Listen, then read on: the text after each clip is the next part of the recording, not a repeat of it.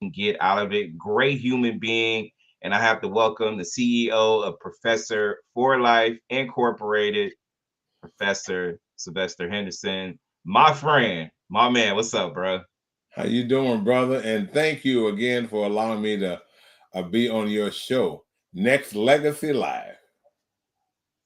Man, I appreciate the tap in on this platform, but as I've seen you grow and evolve over the few years that I've known you, I want other people to get a chance to get to know you as well. So, Professor for Life Incorporated, I would love to know, and the listeners would love to know, how did you give birth to the concept of what you're doing for yourself now with it? Well, you know what? Professor for Life Incorporated kind of came out of a collective level of frustration from listening to so many academics. I was part of an organization called the Academic Center for California Community Colleges. And this was, I think I was elected to the board back in 2018, about 7, 8 years ago, somewhere around there. And I was on the board for 3 years, and I noticed that one of our responsibilities was to interface with all the 117 community colleges in the state of California. And so as I started going around with the organization to all these different college campuses, as well as interfacing with many of my friends from the CSU system, California State University, and the university system, everybody was making 150, 200,000, sometimes as much as $300,000 a year, and no one was satisfied.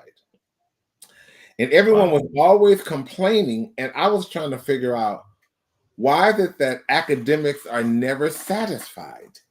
They have many of them, not all of them, but the tenure faculty especially have permanent jobs, and generally it's hard to fire a tenure professor. It's like a Supreme Court justice. It's like once you get hired, you go through a whole lot of challenges to obtain the job.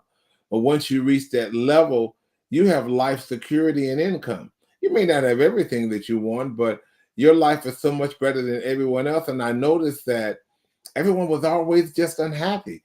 And then it dawned on me one day that it wasn't that people, from my perspective, were unhappy. It was that their academic freedom and their perspectives were not heard. And so I Mm. decided that I wanted to create some form. I didn't really know what I was doing. I was talking to this lady one day, and she said, "Professor Henderson, you're going to be a professor for life." And then it dawned on me, oh, that's going to be the name of my podcast, Professor for Life Incorporated. And so originally, when I started interviewing people on my YouTube channel, it was hard to get people to agree to do it. And then I just kept, I don't want to say I chose low folk, but I chose folks that were basically excited that I asked them to be interviewed. And over the 3, 4 years, it grew and it grew. And I think originally I didn't really know what I was doing in terms of the questions to ask. And then I started watching a lot of different podcasts, and I realized that as a host, my job really is to simply to facilitate the meeting and the interview, just ask the questions, and I don't have to have great opinions. My job is just to listen. And so I started doing it, and that's where it evolved into. And so as of today, I've interviewed probably about 100 academics all over the globe. I've interviewed as far as London, Amsterdam, Switzerland, um, New York, Chicago, all the United States, Virginia, local people that are from R1 universities to community colleges to professionals who are not academics, but I interview professional entertainers and all. I was just fortunate recently to interview a well-known Hollywood writer by the name of Dr. Felicia Henderson, who is the writer of Soul Food and Moesha and a whole bunch of African American shows. And so here I am. And so And now I'm having an opportunity to talk to you, CEO Charles Madison. And that's really and that's well, really kind well, of podcast is developed. well, I have to say, just from listening to a lot of your work and just being, I'm just not a biased friend or supporter or whatever. I'm really filled with critique when it comes to my peers in terms of podcasts and listening and just getting content out. And I got to tell you, and I got to tell the listeners, it's an amazing. We'll put up the link and have everybody go on there and subscribe and check out this man's work that he's done so far. And I have to say, it's an amazing journey to see you go through because like I know you somewhat over the last few years. So to see this become like a bigger than life thing is beautiful to watch. So I want the listeners, I'm gonna read this, read a little bit about this man, and I want you to talk about, Professor, just the journey of what you, not just you're doing with the podcast, but even yourself in higher education. So Professor Henderson is a nationally recognized award-winning professor, motivational speaker, business owner, real estate investor, artistic concert organizer, I should say, musician, conductor of the gospel song. You've been awarded educational leadership awards. You've had a lot of I should say, legacy driven accomplishments throughout your career. But a lot of it is tied to higher education as well. So, can you tell us your passion for higher education and why it's still important today? My passion for higher education is because I grew up poor in Oakland. Went to the Oakland Public Schools, graduated a year early from Castlemont High School, and went to San Francisco State. I grew up in an area where I was the typical overweight kid that had all the challenges that people would tease you and all these different things. And I did not really develop into what I call a confident human until I got to college. When I enrolled in San Francisco State, that was one of the best decisions I ever made. San Francisco State University was absolutely wonderful. It is where I learned to develop not only self-esteem, but I noticed I was a music major. I noticed that when attending there was always this dislike of African American gospel music. And I always had this twofold love. I loved classical piano music, classical vocal music, and that was really weird as a kid coming up. I've always been attracted to a lot of formality and organization and structure. But I grew up in a holiness church. And so that was kind of weird because I was taking piano lessons as this kid and taking these classical piano lessons even in college, but I was playing for this Pentecostal church. So I used to tell my professors one day that I was going to teach gospel music at a university. And they would always tell me, Henderson, you're ignorant. That's never going to happen. They would actually tell me that. And so I never said anything. I just told myself, I don't care what people say. I'm going to go through the system that's organized through all of the standards educationally. And I'm going to use those skills that I obtained from obtaining my bachelor's of music degree and master's, and I'm going to emphasize it through the structure of African American music. And that's what I did. My first job, I had a position at the University of California, Berkeley. A woman hired me. I won't say her name for privacy's sake, but a woman called me into an office. I had just received my master's degree, and my master's degree was entitled From Bach to Gospel. And so it was a comparative analysis and a recital of how standardized choral classical music from Bach was very much had some comparative similarities to standardized choral gospel music, like God Is by James Cleveland years ago. I did an interview with Edwin Hawkins, and part of my dissertation and part of my thesis, and I had a whole bunch of other things I had to do, but I had to put on a public recital. But I wanted to use a public recital concert, and I wanted to use everyday people. So I took these African American church people that didn't read music and didn't know anything about singing formal, and I had 7 weeks to create a concert, and it was very successful. And I had to lecture on every one of the selections that I had in my thesis. You know, I had classical choral music, I had African American spirituals, and I had contemporary gospel music of that day, of that time. And so what happened after I did that, when I, succeeded and completed my Master's of Arts in Music with a special emphasis in choral conducting from the African American genre, it was kind of a degree that the college allowed me to create, and they worked with me to create. I got a job teaching back there part-time, and I taught at San Francisco State from like 1994 to from 1984, excuse me, 1984, because I was 24 then. I was a young man. I worked from 1924 until 1994, when I landed a full-time tenure job at Los Alamos College. But in the meantime, at UC Berkeley, I saw this little ad. And this lady called me. I called and inquired about this job at UC Berkeley. It was in a department called Student Musical Activities. And UC Berkeley at that time was formed in 2 areas where the performing ensembles were not part of the academic division originally. So she told me, she said, there's about 5 Black kids here, and they want to start a gospel choir. This is really ridiculous. And it's not going to do anything. It's not going to go anywhere. But I just need somebody just to have them to do this. And I need somebody to just kind of appease them so that we don't create all this trouble. But UC Berkeley is really not interested in Black gospel music. Well, I would say that invitation was my life passion. And so they only paid me $125 a month for teaching this class every Friday in this non-academic division. I made $125 a month.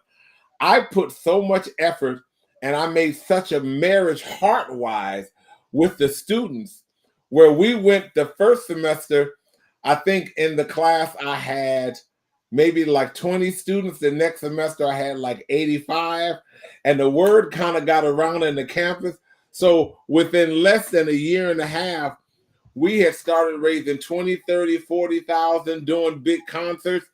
And within less than, I went there in 84. In 5 years, we had our first concert in 1989 at the Zellerbach Concert Hall, and sold every single ticket, and brought a world acclaimed guest, and became an internationally renowned ensemble. And then in 1992, we produced an album called The Gospel Experience. And that album was placed in the Smithsonian Institute. And from that point on, we became a legacy. I went through a lot of, I don't want to say overt racism, but I went through a lot of racially charged issues, because I was this popular guy, and these kids loved me and I loved them. And I was a workaholic. I did everything else to take care of my family, but my mission in life was YIGC, which stands for the Young Inspiration Gospel Choir. When we had our first concert, I sold 1,929 tickets myself. I was determined for us to fill that hall. And so I was a worker bee. I would meet people on the street and didn't even know them. And I learned a lot about marketing. I would just meet random people and introduce myself and ask them to buy a ticket. And I was determined to make this program the iconic program that it became. And as a result, it became known as the finest university choir in the nation by the Smithsonian Institute, all from a birth of a person who introduced the whole concept to me in a negative way. Because her negativity, her negative approach, was my passion and my joy. I just needed someone to give me the chance, and that's what happened. And from And I there, think overall, what I can take from that is not just the obstacles you had to go through, but the journey and the you told a lot of people right now about passion and how it's important. Like, you know what? I didn't have a break. I had all kinds of excuses to not do it, but you were determined to do it. And I think overall, a lot of people not only need to hear that, but they need to understand that this is a challenge. Anytime that you do something, and Professor, you know this, anytime that you love what you do, or there is a sense of passion about what you have, there's clear obstacles that you have to overcome in order for you to achieve it. But you were determined. So for all these people out there that's listening, trying to find their way, not sure of themselves, not confident in themselves, tell them the importance of doing it anyways, and doing it because you love to do it, something you live for, something you die for. you know, when you have a dream, many times you're the only one that see their dream. Your own, sometimes your own family members, your own Hmm. wife or your own husband may not even see that dream. But it's important for you, even if they don't see the dream, that means you don't not do it. You continue to do it anyway, because it may cause trouble. I mean, I had tons of marriage arguments, to be honest, over because everybody thought I was obsessed.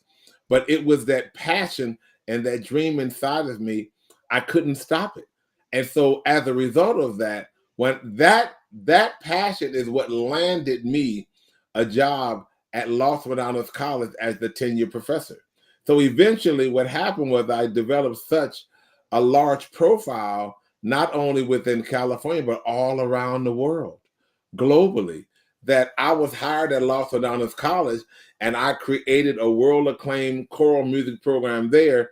And our sequel was called the Gospel Celebration. At UC Berkeley, it was the Gospel Experience. At Los Medanos College, it was the Gospel Celebration.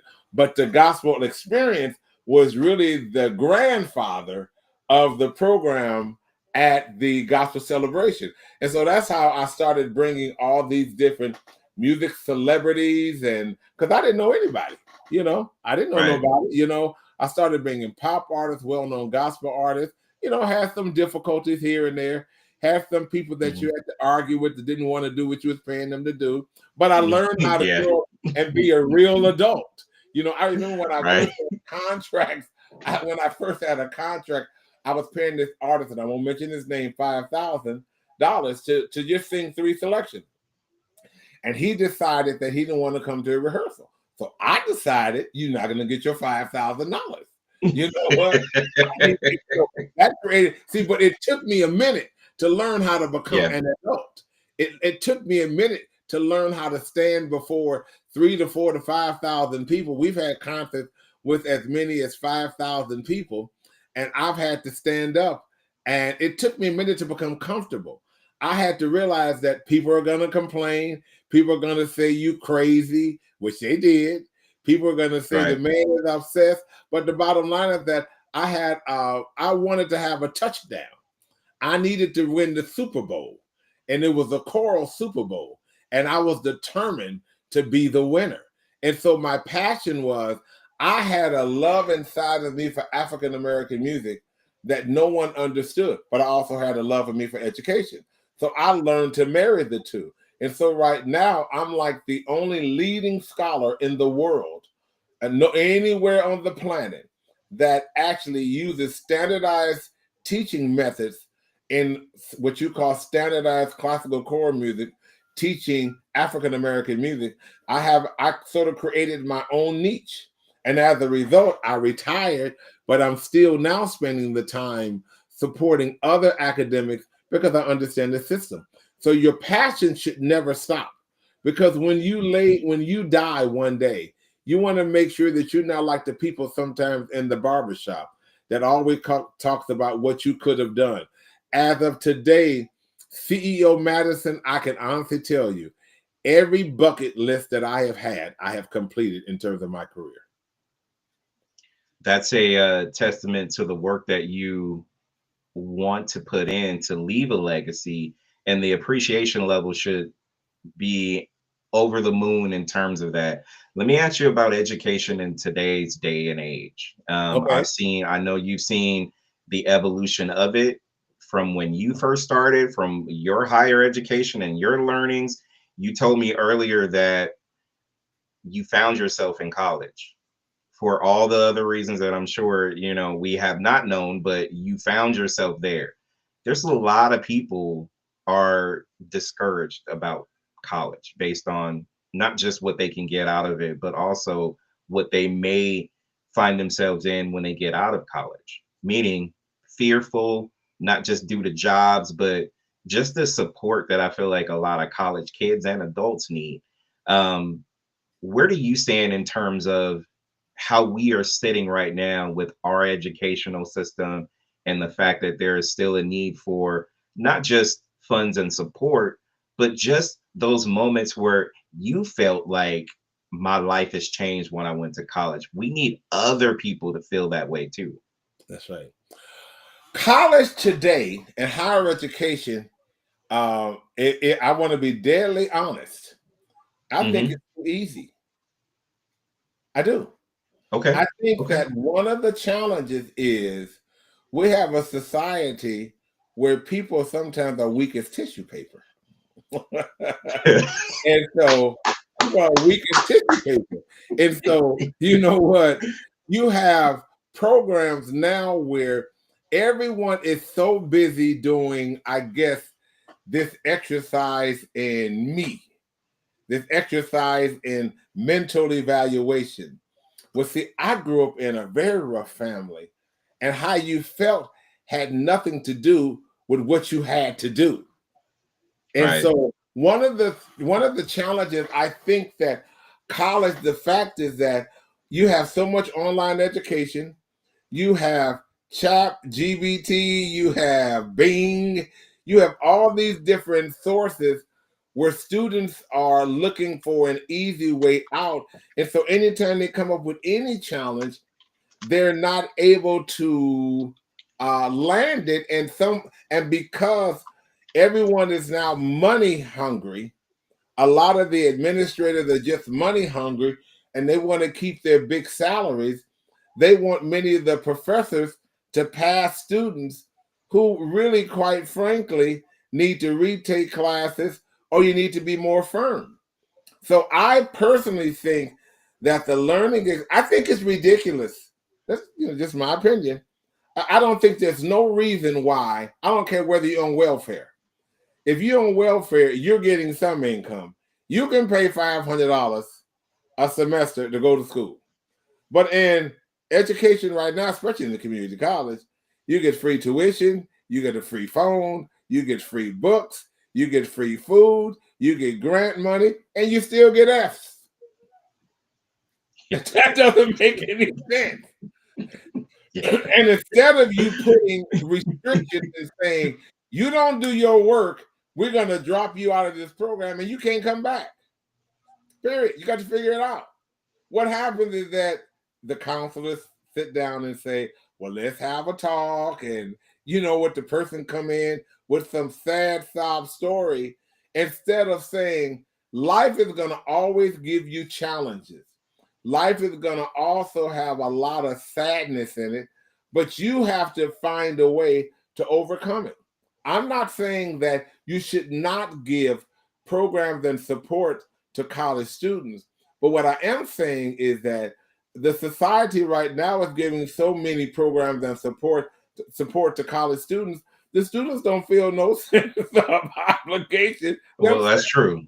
They don't feel nothing. So that look, Yeah. you go and spend $4,000 of the state's money, and you drop out of college, no big deal. You just go and enroll in another one.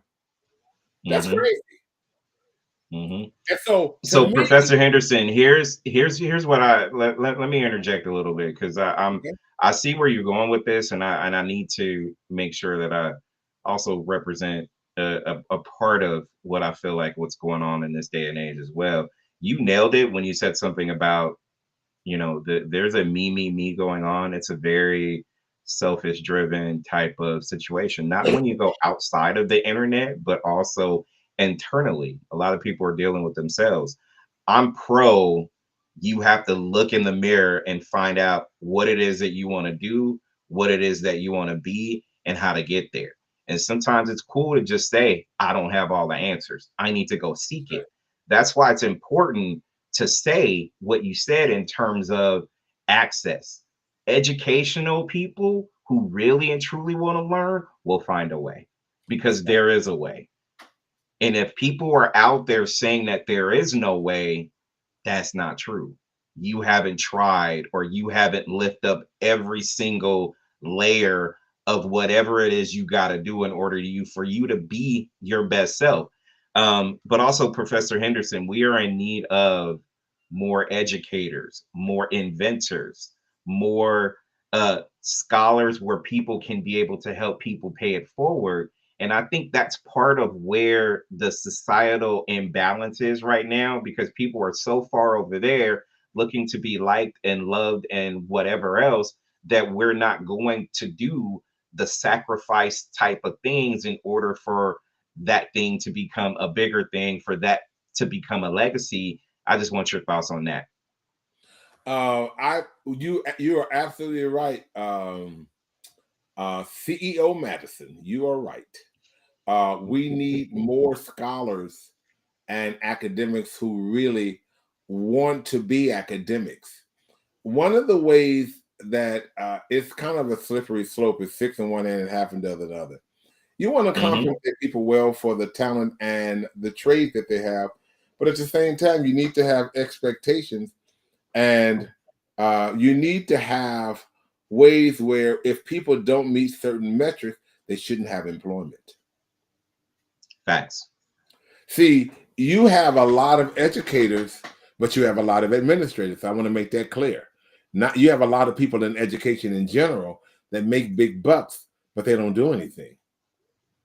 Now, it's not the responsibility totally of the K through 12 teacher or the college professor to educate you. You have to have some passion for yourself. But the Right. academic who is assigned to instruct you need to have some competency. They need to have clear guidelines and expectations, what is expected, and stick to that. And so I believe that when you hire people from a standpoint of folks who really care, and in colleges, unfortunately, there's a lot of political, everything is politicized. It's like government. Colleges are just like government.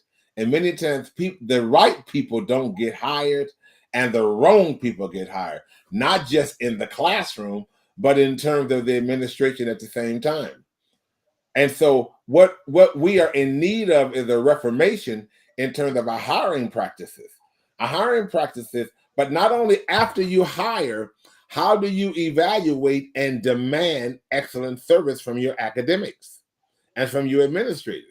But what happens is that with the rise of unions and people afraid to go against the union, and unions themselves not necessarily requiring that their academics really live up to their standards, you have a national mess. You have people making big money, kids coming out not knowing what they're doing, and still they're given degrees. That's why True. you have planes dropping, unfortunately. That's why you have bridges falling, and you have all this incompetence. See, now they've watered down education, and so education is Yeah. watered down. When I went to college, a master's degree, when you got a master's degree back in the 80s, your master's degree was the equivalent to 2 or 3 doctorates today. It That's was right. extremely challenging. You have people receiving doctorates today in a year, which is ridiculous. You have these EDD degrees where there was a young, I won't say the person's name, there was a young man that I spoke with some time ago, and this sort of helps answer your question in a real life experience. Um, and he was a math teacher, and I was the dean, and I asked a question. I said, if because part of my job was not to evaluate his teaching competency, but my job was to make sure that he was living up to the responsibilities listed in the contract. I won't even say what district, so I can be careful. Yeah. And I Yeah. remember asking this young man, Can you tell me that he was a professor of mathematics? Can you tell me 3 principles I will learn if I sign up for your course? He couldn't tell me. He was all around the map. I said, you just met me on the train, and you told me that you're a professor. And, I want to go back to college. And so if I take your class, what are 3 things I'll learn? He couldn't tell me. And I asked him, I said, where did you go to college at? And he told me. And I told him, well, remind me never to send anybody to where you went. I said, because it is obvious that whatever you learned, it wasn't good enough. They just passed you through. Right. And you have a lot of that right now. You have a lot of incompetence in terms of faculty, and you have a lot of incompetence in terms of administration. You have administrators that are getting jobs because they're close with another administrator. Are they close with their homeboy? Are they close with their homegirl? And as a result, they are over departments, and you have administrators who are, let's say they are a dean of the Division of Liberal Arts, and they never taught themselves. They never taught a class. They don't know anything about developing a curriculum. They don't know anything about a learning objective. And so they don't even know the art of teaching. Right. They don't know anything about it. So I think one of the challenges that we're going to have, CEO Madison, is that we're going to have challenges until the state and until the local community begin to demand more excellence in the classroom. And the way you demand more excellence in the classroom and in the boardroom, because I'm not just dumping on professors. You have to have more standards. And when people don't meet standards, you need to get rid of them. Well, at least you and I think we could say that we came from a background, I'm sure, and I've never asked you this in life of the years that I've known you, but I'm sure you can probably pick a teacher or 2 throughout either elementary or high school that you were really like excited that this person cared enough about me to help me to be able to move forward. I had that way with an art teacher in high school. I had it with an English teacher in high school. I had it with one of my teachers in junior high as well. Like there's like 3 out of my whole academic life that I can say those 3 really poured into me in terms of caring about my education and even who I am as a person. Do you see enough of that these days where not just the educators, but even for us as students of the game of life, not just in school, that care enough about ourselves to be able to hold ourselves accountable with education? I do see that somewhat in specialized groups. There is a group called the African American Development Network Institute. It's called A2MEND. And these are a lot of African American male educators where their goal is to improve education primarily for African American men throughout the state of California. They do a good job in serving as great role models. I myself, remember, I never had any African American professors, but there were 2 professors that I did have that were the finest professors in the world, and people hated them. But they knew why they hated them, because they were the only ones that made you live up to your responsibility. One was Professor Dewey Camp, and people hated him. I remember I had to, this is a true story. Part of my master's degree was I had to learn to sing this operatic aria. And I was terrified of singing in those days. Oh, and I didn't want to have to do it. So I remember my professor's name was Dr. Dewey Camp, Professor Dewey Camp. And I called him, and I kind of faked this illness. I was a kid, and I kind of faked this illness like, oh, I'm sick. He said to me, if you don't show up to this performance, and if you don't do this performance right, I'm going to see to it that you're kicked out the university. And I'm sitting there saying, but I'm sick. I don't care. Take some pills and figure it out. He said, if you don't, and he was a real big guy. And every time you went to his office, he was always eating ice cream and eating food. But he was the only voice teacher there that knew what he was doing. We had a whole bunch of quacks in the department, but he was the only one. He served as my greatest role model, and that is where I devised my teaching. I developed my teaching methodology from Professor Dewey Camp. He was very clear and concise and accurate for absolute excellent results. Because he was the only let me ask you. one. Yeah, let me ask you a question, because I feel like the educational piece and how you became who you became is inspiring in a lot of different ways. Because like you, I grew up in Oakland, deep East Oakland, Sabrani Park. I have nothing, barely had lights on, was barely making it. I remember the dinners of bologna sandwiches and Right. potato chips, and store-bought cookies was all we had, and ginger ale too. So you throw that in That's there. So right. I remember Oh those man. moments. I remember those. Don't forget the fries. I Wait, remember those moments being. I remember those moments being moments of, at the end of the day, your mental starts to shift into like crazy moments of, is things going to get better than this? And it may not have happened, months down the line or even years down the line, but somewhere along the line, there was a shift in a balance of not just who we are as a person, but even family dynamics and things like that. So I'm inspired by you, by your journey based on your obstacles that you had to face, not just before you got into college, but even during. A lot of us face those moments in different ways. So my personal question to you, and I don't think I've ever asked you this, is throughout your journey, I'm sure you've had clear moments of wanting to give up. You know what? This is I just don't think this is gonna work for me. Why did you ignore that?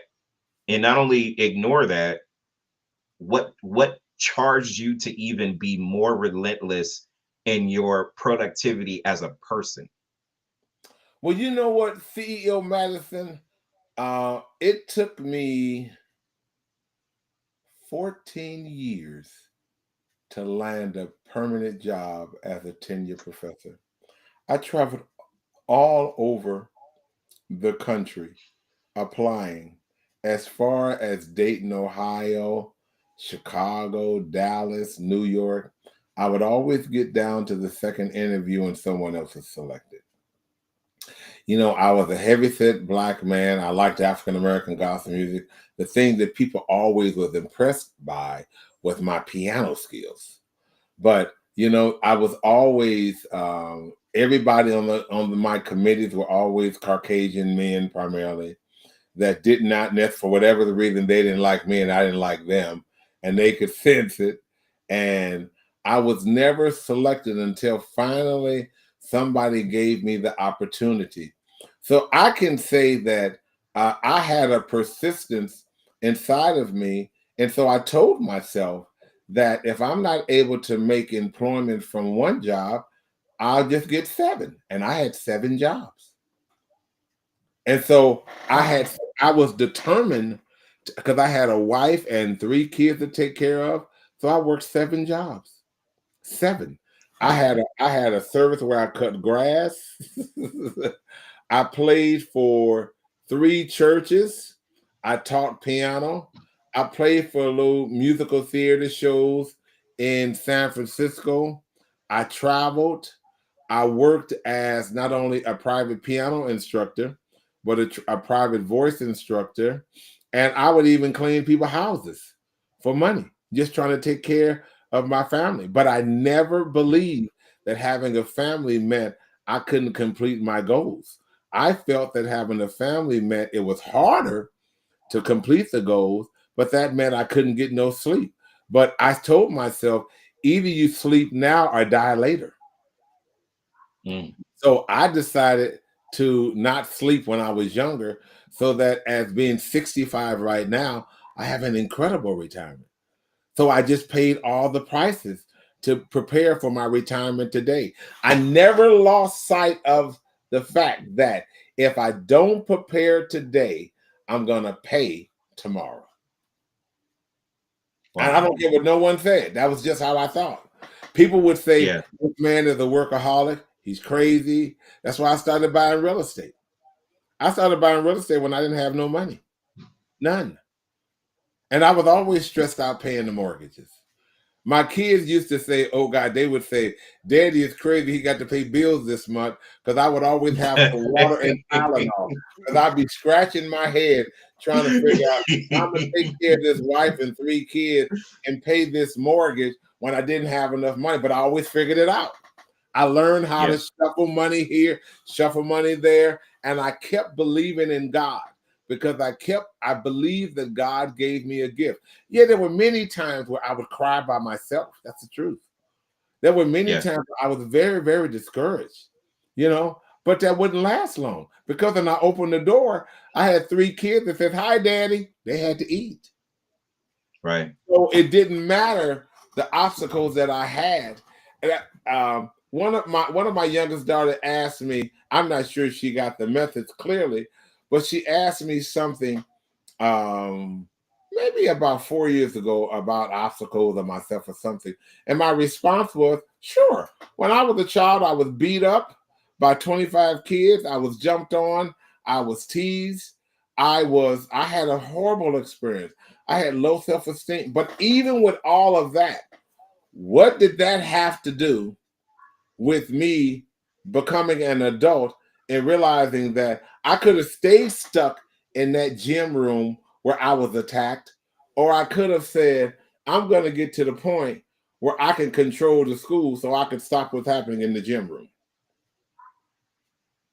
Wow. So, I mean, I had all type of trouble coming up. And I had all type of pain. I would cry by myself. I would never say nothing to nobody about it. I just learned that life and its struggles have nothing to do with your accomplishments. You have to work beyond your pain. Your pain, many times, your pain in life and your struggles will always stay married. They will always work together. You may accomplish the greatest business endeavor on Monday, and then the IRS contact you on Tuesday. That's right. That's right. And on That's Wednesday, right. your car go out.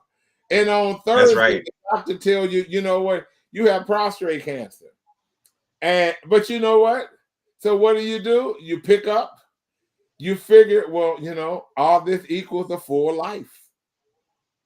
It just equals a full life. So I can't really say I have had many, many life disappointments, and I have been two-faced by many, many people. But at the same token, I have been blessed. I am probably one of the most successful academics in the world. I have a legacy And reputation that is international. And that is not just because of me, but it's because of all of my wonderful students. But I had to be firm on the students yesterday for them to love me today. They didn't always love me. I used to laugh because my students, I would be coming into the classroom, and I would hear them go, shh. Man, they'd be talking about me horrible. But I didn't care, because my theory was, you're going to be excellent today so that you can develop a practice so you can be excellent tomorrow. I used to get on no those matter kids what. at UC Berkeley, so it was like the military. But that's why they were known as the finest university ensemble in the nation.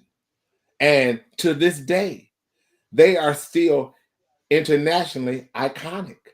And each one of those students are judges, doctors, and now they come back and say, man, I can still hear you in my head. If we had rehearsal at 9 and you came in the room at 9, I blasted you. I blasted you in front of everybody.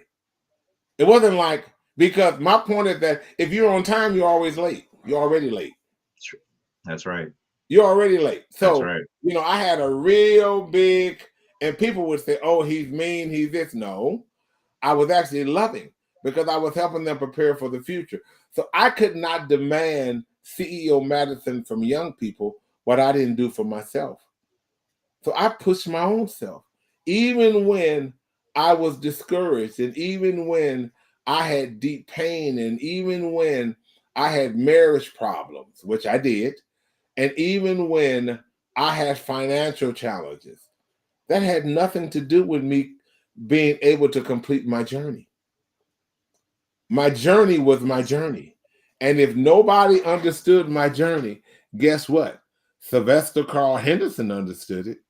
So when he lay in the coffin and in the casket, I only have to answer to God and Sylvester. That's right. And that's how I think. And that's the testament to not just the strength and character that you have, but again, I will preach this to the day I die, and you and I are connected for life. And I just not only am motivated and have been motivated by your journey, but I appreciate it. And not too many people, it's not about being validated, Professor Henderson. It's really about just giving you your flowers while you're still here in regards to the things that you had to overcome and the things that you're doing for other people, because you are put on this earth to serve other people, and you have done that by your examples that you display with us today, and that you've done forever since you've been able to be who you are, with which is your best self, and still learning to this day. um, Professor Henderson, CEO of Professor for Life Incorporated, where can people find you? You can find me on YouTube if you just put Professor Henderson, I believe it's Professor Henderson CEO. My YouTube page will come up, and I'm on LinkedIn. If you go, I mean, I have so many sites and so much stuff. If you just put my name in Google, you can also reach me at my business number, which is 408-561-8601. And I don't even mind giving my other professional number, 925-565-6107. Or you can reach me at shenderson@losmadonos.edu, or Mr. Gospel without the E at yahoo.com. But social, in terms of social media sites, I have a huge presence on LinkedIn and on YouTube. I don't use Perfect. Facebook, which I should, but I just haven't done it yet. And I need to probably develop a Facebook and Instagram page. But I'm having so much fun on YouTube and LinkedIn. I end up being on those sites almost all day, every day. And so Hey, now, hey, Professor, let me keep it let me keep it real. You're fine just the way you are. You don't need Facebook right now. It ain't nothing happening over there. You don't need. Yeah, thank you're you so good. much. You're good. You're good. I'm satisfied. And I want to thank you for allowing me the opportunity, CEO Madison, to come on your show. You know what?